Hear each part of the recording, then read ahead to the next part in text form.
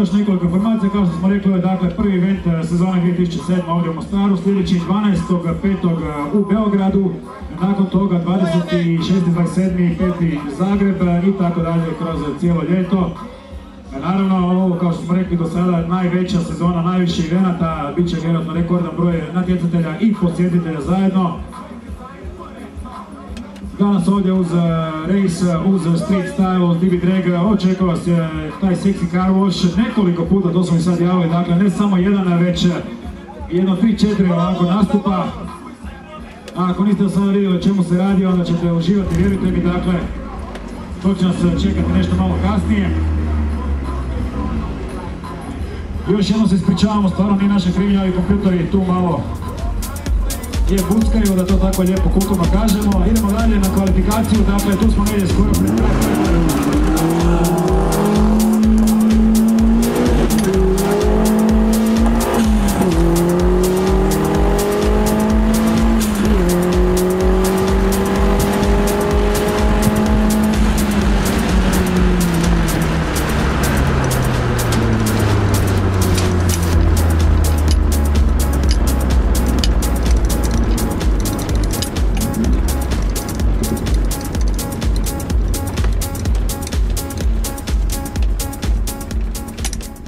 Stari, okreni se, molite malo za fotkaj, digni ruke, digni taj tehar da se vidi.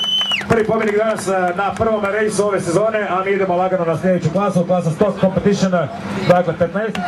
Dragan Marić, naš drugi današnji pobjednik, početak sezone i odmah pehar za prvo mjesto, stvarno veliki uspjeh, svaka čast. Klasa Super Street, to je ova 14-ica, dakle, a prvo mjesto u klasi Super Street sa vremenom 13,804, startni broj 48, Slobodan Jovanović. Joj, oprosti, krivo mi piše. Miroslav Dimitrov, ja se ispričavam, Miroslave, sorry, krivo mi piše. Klasa na koju idemo je klasa R Series, odnosno R serija, klasa 13. Tu je bila ovakva situacija, 13,629, startni broj 59, treće mjesto Radoslav Živković. Radoslav Živković i treće mjesto, koliko se puta vraćao ekipi i porazbacao je puno ekipe po startu, ali ipak do trećeg mjesta danas možda bude bolje sreće idući puta.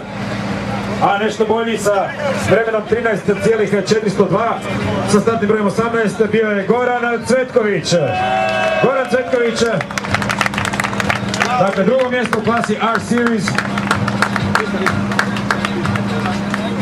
Što nas dovodi do pobjednika ove klase sa vremenom 12,913, startni broj 45, Roman Jurišić. Roman Jurišić, pobjednika R serija klase, pehar i novčana nagrada za Romana, naravno, čestitke.